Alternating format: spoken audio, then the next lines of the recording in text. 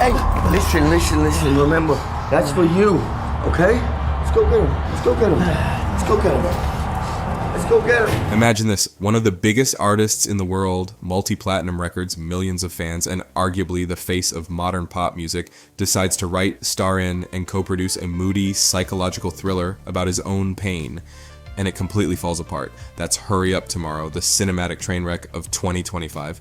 Welcome back to Cinema Nights. Today we're talking about Hurry Up Tomorrow, the Weeknd's latest foray into cinema. Buckle up, because this film is a whole mess. The plot of Hurry Up Tomorrow wants to be mysterious, introspective, and symbolic. What it ends up being is repetitive, awkward, and emotionally hollow. The film follows Abel Tesfaye, yes, The Weeknd, as a fictionalized version of himself spiraling into depression after a breakup. He struggles with insomnia, he's burnt out, addicted, and emotionally numb. Sounds like the setup for a gripping psychological descent, right? Well, not quite. After a failed concert performance, where he loses his voice, a real-life incident on his 2022 tour, he meets Anima, played by Jenna Ortega, a fan who pulls him into an unhinged odyssey of emotional breakdowns, gasoline-soaked threats, and surreal hallucinations. Hurry Up Tomorrow tries hard, too hard, to say something profound. The themes are there: fame as a cage, the emptiness of celebrity, how trauma gets repackaged as art, and the toxicity of parasocial relationships. But the film never actually explores these ideas. It just throws them at us and hopes the moody lighting and vinyl soundtrack make them stick. There's even commentary on how music can both heal and destroy, but also this does not land because the script is so paper thin and self-absorbed, it forgets to bring the audience along. Take Anima, for instance. She's not a person, she's a symbol. Of grief, of fandom, of guilt. The film never clarifies. Her sudden acts of violence and instability feel more like shock value moments than meaningful beats. She's chaos without cause. Or that snowy field where young Abel sings by the fire. That could have been powerful, a reflection of identity or childhood innocence, but it shows up late out of nowhere and adds nothing to the actual narrative. All the characters are too underdeveloped to feel real, and the moments that are supposed to be deep come across as pretentious and hollow. Let's talk about what really sinks this film: The Weeknd himself. His acting is, how do I put this gently, awful. Shut the fuck up! Shut the fuck up! His character is depressed, famous, emotionally unreachable. We've seen this archetype done well before, but Abel is written and performed with zero emotional variation. Whether he's breaking down backstage, getting kidnapped, he wears the same numb expression. There's no vulnerability, no depth, just a blank stare and the occasional soft-spoken line that lands with all the emotional weight of a commercial voiceover. And it's not just bad acting, it's bad writing. Abel isn't given any actual arc. He starts emotionally detached and ends emotionally detached.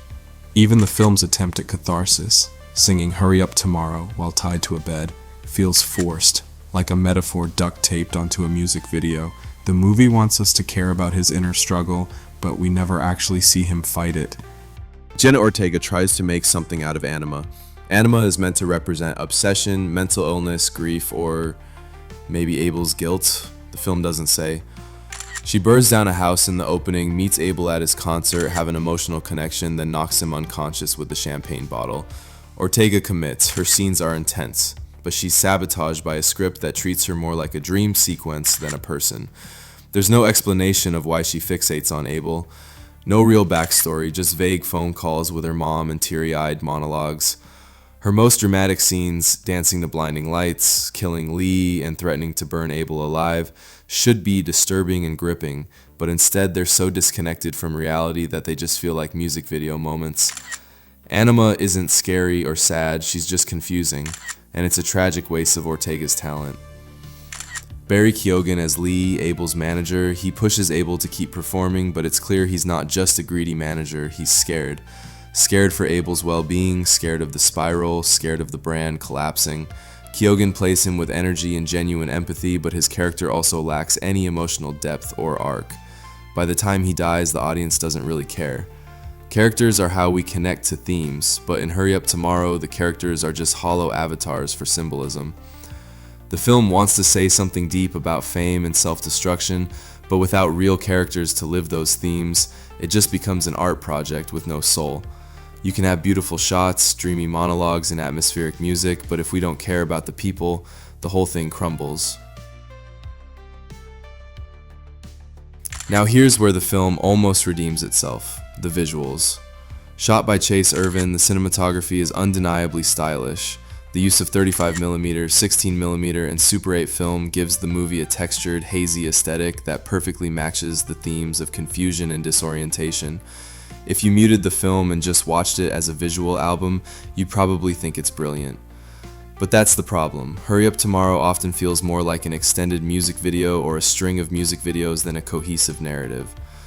The score, co-produced by Daniel Lopatin and Tesfaye, is haunting and ambient, but it ends up smothering entire scenes instead of enhancing them. There's also no real visual storytelling. Every cool shot feels like it was made for the trailer. The burned out hotel room, the concert halls, the snowy dream sequence, they all look amazing but mean nothing without emotional context. So, what did you think of Hurry Up Tomorrow? Was it a misunderstood genius or a flaming dumpster fire of pretentious nonsense? Let me know in the comments. Thanks for watching Cinema Nights. Please like and subscribe for more deep dive.